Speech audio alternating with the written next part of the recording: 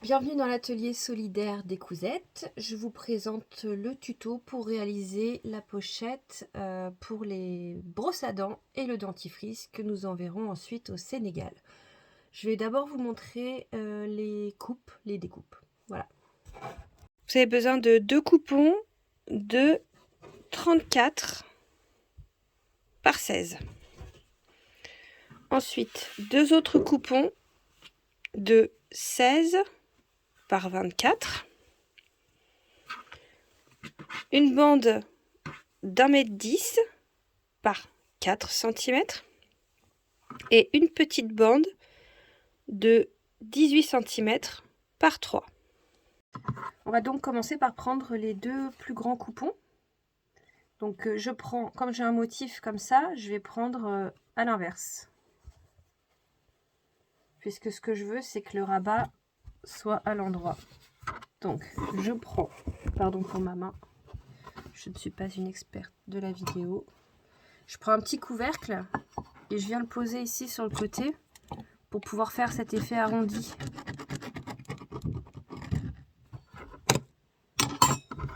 Donc ça donne ça. Et puis je coupe.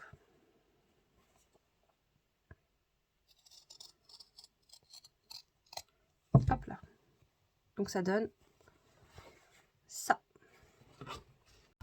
Je prends ensuite mes 2 plus petits coupons qui vont correspondre à la poche intérieure. Donc je les mets endroit contre endroit, motif contre motif.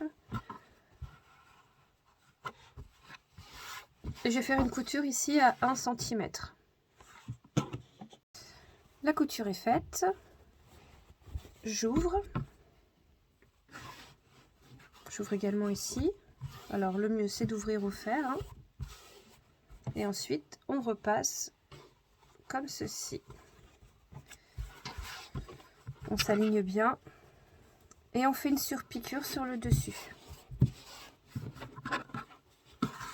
Voilà, la surpiqûre est faite. Ensuite je prends mon premier grand coupon avec le rabat en haut. Et je pose ma pochette que je viens de faire, enfin ma poche que je viens de faire avec la surpiqûre. Je la pose dessus. Hop. Je vais donc pouvoir épingler sur les côtés pour la suite. Hop là. Donc ça donne ça. La poche est là. C'est une full licorne celle-là.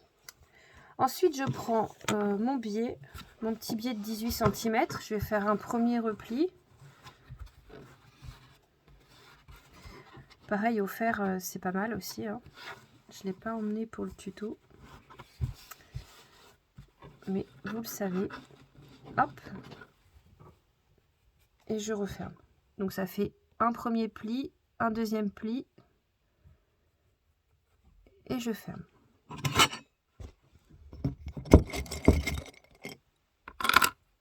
Et je mets des pinces. Je fais exactement la même chose. Ah, la pince n'a pas tenu. Je fais exactement la même chose pour la bande d'1,10 m. Un premier repli, un deuxième. Je rabats et je fais une couture. Donc j'ai fini de coudre ma bande d'1,10 m, mon petit biais de 18 cm. Et là en fait je vais reprendre cette partie là et je vais couper le biais en deux.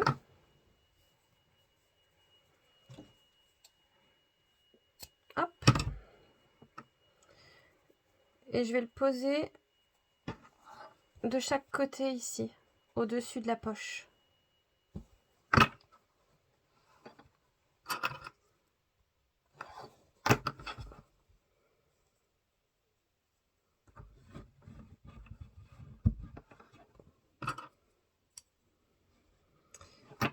Et ensuite, je pose l'autre morceau de rabat par-dessus tout ça.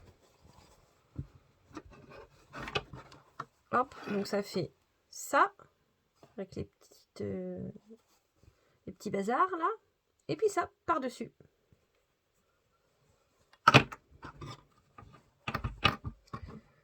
Et je vais coudre tout autour en laissant une ouverture sur le bas, là où il n'y a pas de rabat.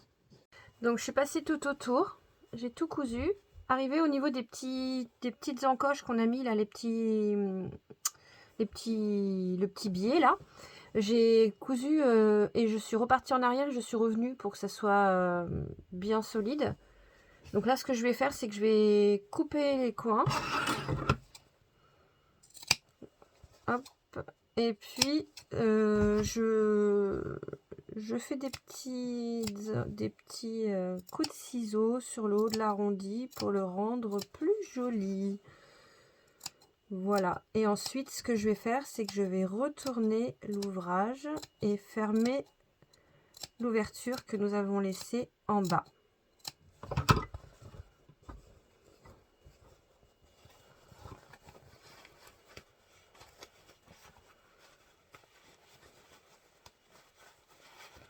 Il faut faire le trou assez gros quand même pour pouvoir retourner aisément, pas trop galérer. Je prends ma baguette chinoise magique. Hop là.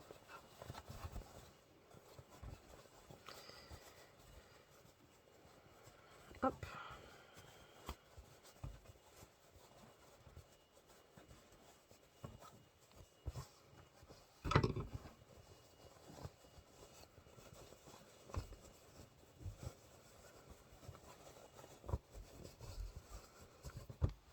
Et voilà le résultat.